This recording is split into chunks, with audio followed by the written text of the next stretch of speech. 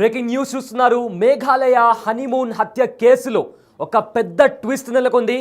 అయితే ఎవరైతే సోనం రఘువంశీ తన భర్తను చంపించడానికి భారీ మొత్తంలో నిందితులకు సుపారీ ఇచ్చినట్టు తెలుస్తోంది. అయితే ఫస్ట్గా తన భర్తను చంపడానికి 4 లక్షలు సుపారీ మాట్లాడింది, కానీ నిందితులు తన భర్తను చంపడానికి నిరాకరించారు. అయితే ఆ తర్వాత ఏకంగా 20 లక్షల రూపాయలు 20 లక్షల రూపాయలు సుపారీ కుదుర్చుకొని తన భర్తను చంపడానికి కూడా డీల్ మాట్లాడుకుంది సోనం రఘువంశీ. అయితే ఈ ఏదైతే మేఘాలయ హనీమూన్ మర్డర్కి సంబంధించి రోజుకొక కొత్త ట్విస్ట్ బయటకు వస్తుంది. సో దీంట్లో ప్రజెంట్ వస్తున్న ఒక కొత్త ట్విస్ట్ ఏంటంటే, సుపారీ మాట్లాడడానికి ఫస్ట్గా 4 లక్షలు డీల్ మాట్లాడింది. దాంతో నిందితులు ఈ మర్డర్ మేము చెయ్యము అని చెప్పడంతో ఏకంగా 20 లక్షల రూపాయలు నిందితులకు ఇవ్వడానికి కూడా సోనం రఘువంశీ డీల్ కుదుర్చుకుంది. ఆ తర్వాత మేఘాలయలో దానికి సంబంధించి కూడా మనం బిగ్ స్క్రీన్ పైన విజువల్ చూస్తున్నాం. నిందితులకు ఒకవైపేమో మనము సోనం రఘువంశీని చూస్తున్నాము. అదే రకంగా ఇంకో ఫ్రేమ్లో ఆ నిందితుడు సోనం తండ్రి పక్కన ఉన్న వ్యక్తే ఆ నిందితుడు. అయితే అతడి కోసం, ప్రియుడి కోసం తాను ఏకంగా తను పెళ్లి చేసుకున్న భర్తను, పెళ్ళే ఇంకా 10 రోజులు కాకముందే కూడా తన భర్తను చంపడానికి వెనుకడుగు వేయలేదు సోనం రఘువంశీ. అయితే ఇక్కడ ఇంకో ట్విస్ట్ కూడా బయటకు వచ్చింది. ఎక్కడైతే మేఘాలయలోని లోయలో వెళ్ళిన తర్వాత ముందు తానే ఈ సోనం తన భర్తని తోసేయాలనుకుంది, కానీ ఎవరైతే నిందితులు ఉన్నారో వాళ్ళు వచ్చే వరకు వెయిట్ చేసింది. ఆ తర్వాత తాను ఆ లోయ ఎక్కేటప్పుడు, అంటే ఆ ట్రెక్కింగ్ చేసుకొని ఆ వాటర్ ఫాల్ దగ్గరికి వెళ్ళేటప్పుడు తాను కాస్త అలసిపోయినట్టు యాక్ట్ చేసి తాను ఒక దగ్గర రెస్ట్ తీసుకున్నట్లు కూర్చొని ఆ తర్వాత నిందితులను ముందరికి పంపించి అక్కడ హత్య అయ్యేలాగా కూడా తాను చాలా పకడ్బందీగా ఆ ప్లాన్ని మొత్తం అమలుపరిచింది.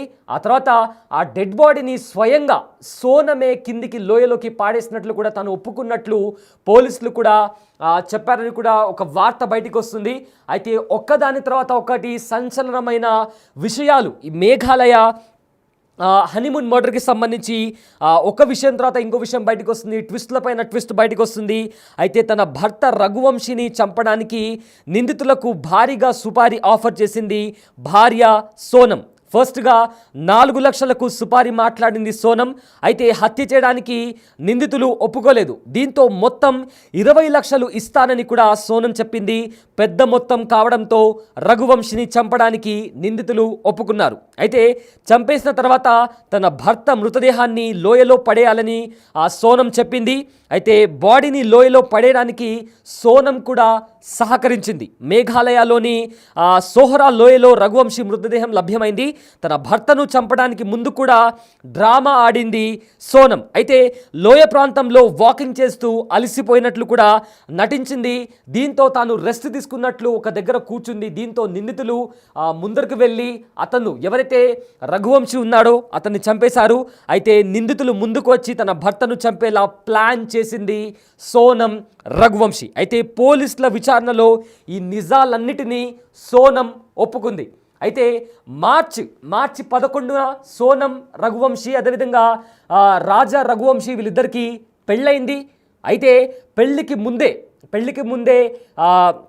ఎవరైతే తన బాయ్ ఫ్రెండ్ ఉన్నాడో అతన్ని విడిచిపెట్టి ఉండలేను, ఖచ్చితంగా ఈ పెళ్ళైతే తానైనా చచ్చిపోతాను లేదా తన భర్తనైనా చంపేస్తానంటూ కూడా సోనం తన తల్లికి చెప్పింది. అయినా కూడా తల్లిదండ్రులు సోనంకి ఇష్టం లేని పెళ్లి చేయించారు.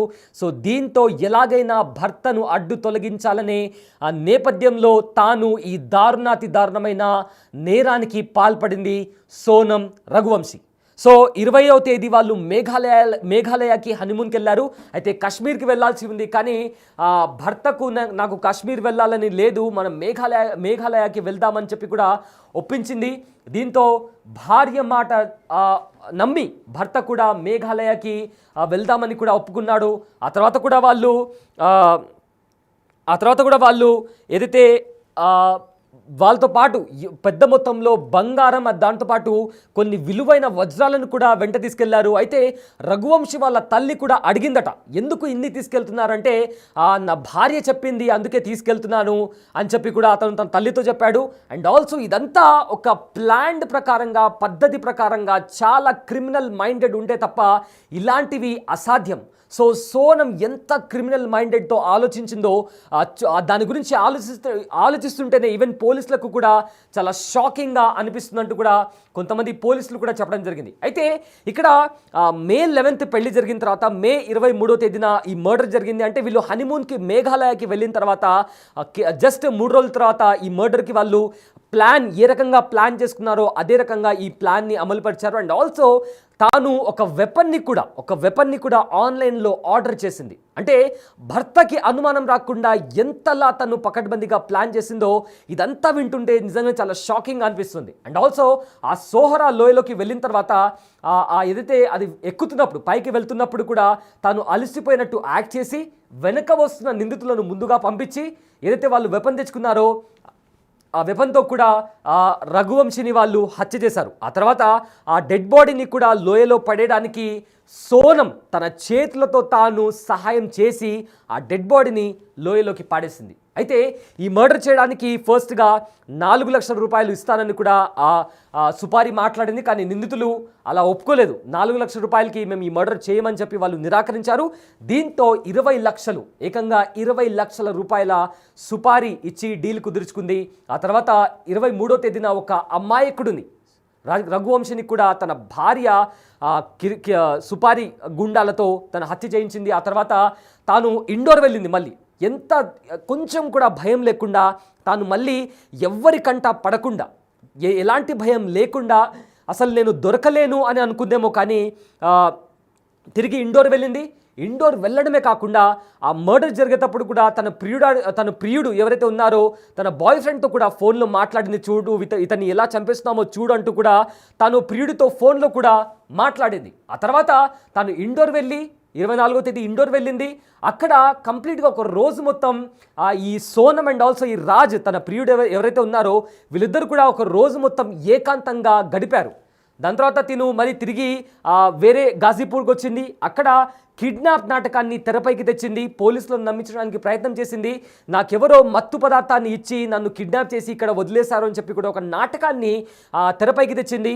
అయితే పోలీసులకు మొదటి నుంచే అనుమానం వచ్చింది. ఆ డెడ్ బాడీ దొరికిన చోట ఒక ఏదైతే వెపన్ దొరికిందో ఆ వెపన్ ఆధారంగానే సోనం రఘువంశి దొరికిపోయిందని కూడా హై లెవెల్ పోలీస్ ఆఫీసర్స్ కూడా చెప్తున్నారు. అయితే ఆన్లైన్లో ఆర్డర్ చేసిన వెపన్ అండ్ ఆల్సో ఎవరైతే నిందితులు ఉన్నారో వాళ్ళ సిగ్నల్, వాళ్ళ ఫోన్కి సంబంధించి సిగ్నల్ ఏ ఏరియాలో వచ్చింది అండ్ ఆల్సో సోనం రఘువంశి సిగ్నల్, వీళ్ళిద్దరి సిగ్నల్ మ్యాచ్ అయింది. కాబట్టి సోనం రఘువంశిని కూడా కస్టడీలోకి తీసుకొని విచారించారు.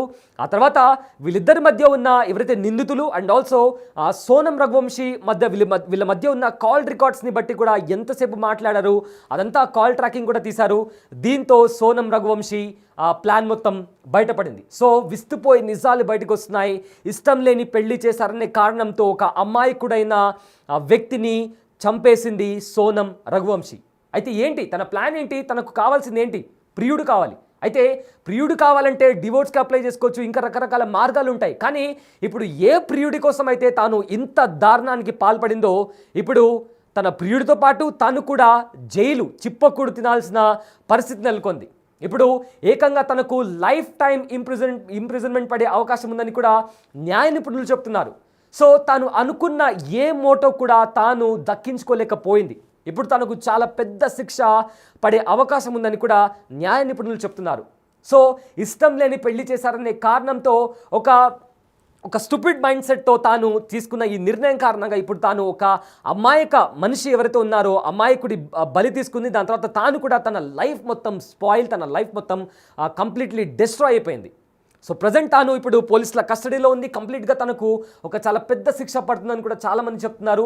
అండ్ ఇక్కడ చాలామంది తెలుగు రాష్ట్రాల్లో కూడా ప్రియుడి కోసం లేదా ఎవరినో ఇష్టపడిన వ్యక్తి కోసం భర్తను చంపేసిన దాఖలాలు కూడా చాలా ఉన్నాయి. అండ్ ఆల్సో చాలామంది కూడా వేరే మహిళ కోసం తమ భార్యలను చంపేసిన పరిస్థితి కూడా మనం రీసెంట్ డేస్లో చాలా కూడా చూసాం. అయితే ఏ మోటో కోసం అయితే వాళ్ళు ఇలాంటి హత్యలు చేస్తున్నారో వాళ్ళ వాళ్ళ ఎయిమ్ని కూడా వాళ్ళు రీచ్ అవ్వలేరు. ఎందుకంటే ఈ మర్డర్ చేసిన తర్వాత వాళ్ళు హంతకులు అవుతారు, జైల్లో వాళ్ళు చిప్పకుడాల్సినటువంటి పరిస్థితి నెలకొంటుంది. సో అటు వాళ్ళు ఏదైతే సరే మమ్మల్ని ఎవరు పట్టుకోలేరు అనే దాంట్లో వాళ్ళు ఆ మర్డర్ చేసిన తర్వాత they are called as criminals. వాళ్ళు అనుకున్నది ఏది కూడా అవ్వదు, ఖచ్చితంగా వాళ్ళు పట్టుబడతారు, న్యాయస్థానాల ముందర వాళ్ళు వెళ్ళాలి అని ఖచ్చితంగా వాళ్ళకు శిక్ష పడుతుంది. దాని తర్వాత వాళ్ళు ఖచ్చితంగా జైల్లో వాళ్ళ జీవితం మొత్తం గడపాల్సిన పరిస్థితి వస్తుంది. సో ఎగ్జాక్ట్గా సోనం రఘువంశీ లైఫ్లో కూడా ఎగ్జాక్ట్గా ఇదే జరిగింది. ఏ మాత్రం కూడా ఆలోచించకుండా ఇలాంటి ఒక దారుణానికి పాల్పడింది సోనం రఘువంశీ. ఒక అమాయకుడు తన భార్య చెప్పింది కదా అని చెప్పి కంప్లీట్గా తన భార్య మాటలు విని బంగారం, ఆభరణాలు ఇవన్నీ కూడా తీసుకెళ్లాడు. అండ్ ఆల్సో కశ్మీర్ అని కాకుండా తన భార్యతో గడపాలి, ఎందుకంటే హనీమూన్ అనేది ఒక స్వీటెస్ట్ ఒక పీరియడ్ ప్రతి కపుల్ లైఫ్లో. అలాంటి స్వీటెస్ట్ మెమొరీస్ ఎన్నో తాను కూడా ఆ స్వీటెస్ట్ మెమొరీస్ని తాను కూడా ఫుల్ఫిల్ చేసుకోవాలనుకున్నాడు. బట్ సోనం రఘువంశీ తన భార్య ఇలా చేస్తుందని కూడా అస్సలు ఎక్స్పెక్ట్ చేయలేదు రఘువంశీ. సో మొత్తం మీద ఈ హనీమూన్ మర్డర్ కేసులో కూడా ప్రతి నిమిషం ఒక సంచలనమైన విషయాలు బయటకు వస్తున్నాయి. ఇప్పుడు తాను ఇచ్చిన సుపారీకి సంబంధించి ఏకంగా 20 లక్షల సుపారీ ఆ కిరాయి గుండాలకు సోనం రఘువంశీ ఇచ్చింది. అండ్ ఆల్సో వాళ్ళు మర్డర్ చేసిన తర్వాత ఎవరైతే నిందితులు ఉన్నారో ఆ మర్డర్ చేసిన తర్వాత ఆ రఘువంశీ డెడ్ బాడీని లోయలో పడేయడానికి కూడా సోనం రఘువంశీ హెల్ప్ చేసింది. అండ్ ఈ క్రైమ్కి సంబంధించి కూడా ప్రతి చిన్న డీటెయిల్ని కూడా సోనం రఘువంశీ ఒప్పుకుంది. అయితే మరి ఇంకా ఫర్దర్గా ఎలాంటి విషయాలు బయటకు వస్తున్నాయని చెప్పి కూడా ఈ కేసు ఏదైతే ఉందో, హనీమూన్ మర్డర్ కేసు ఏదైతే ఉందో ఇప్పుడు దేశమంతటా కూడా సంచలనంగా మారింది.